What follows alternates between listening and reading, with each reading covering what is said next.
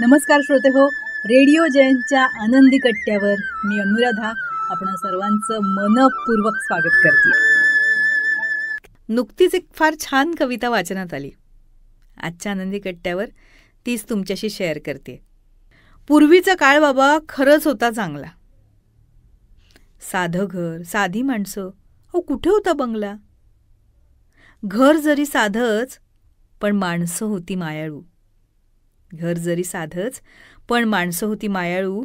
साधी राहणी, चटणी भाकरी, देवभोळी आणि श्रद्धाळू. सख्खे काय, चुलत काय, सगळेच आपले वाटायचे. सुख असो, दुःख असो, सगळे आपुलकीनं भेटायचे. पाहुणा दारात दिसला की खूपच आनंद व्हायचा हो.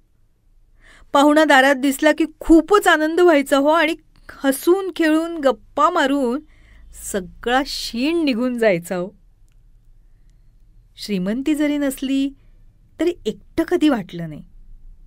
खिसे फाटके असले तरीही कोणतंच काम थांबलं नाही. उसनं करायचे पण पोटभर खाऊ घालायचे. पैसे अडके नव्हते तरीही मन मोकळं बोलायचे. कणकेच्या उपम्यासोबत गुळाचा शिरा हटायचा. पत्रावळ जरी असली तरी पाट तांब्या मिळायचा. लपाछपी, पळापळी, बिन पैशाचे खेळो. कुणीच व्यस्त नव्हते. होता वेळच वेळ हो. चिरेबंदी वाडेसुद्धा खळखळून हसायचे.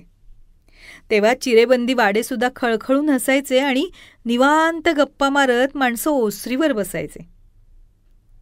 सुख, शांती, समाधान ते आता कुठं दिसतं का? पॉश घरामध्ये तशी मैफिल सजते का?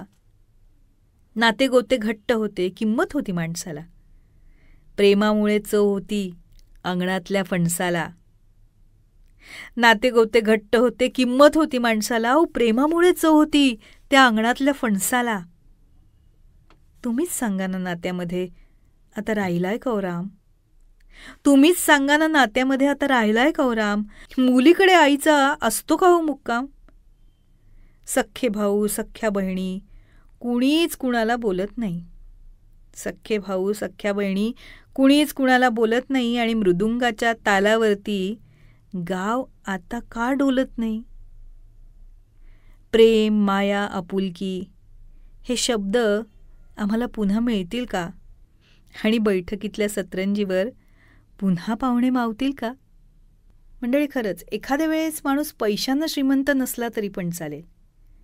मनानं, नात्यानं आणि माणसांनी श्रीमंत असला पाहिजे, हेच खरं. हा होता आनंदी कट्ट्यावरचा आजचा सुंदर विचार. तुम्हाला तो कसा वाटला याविषयीची तुमची कमेंट बॉक्समध्ये नक्की लिहा.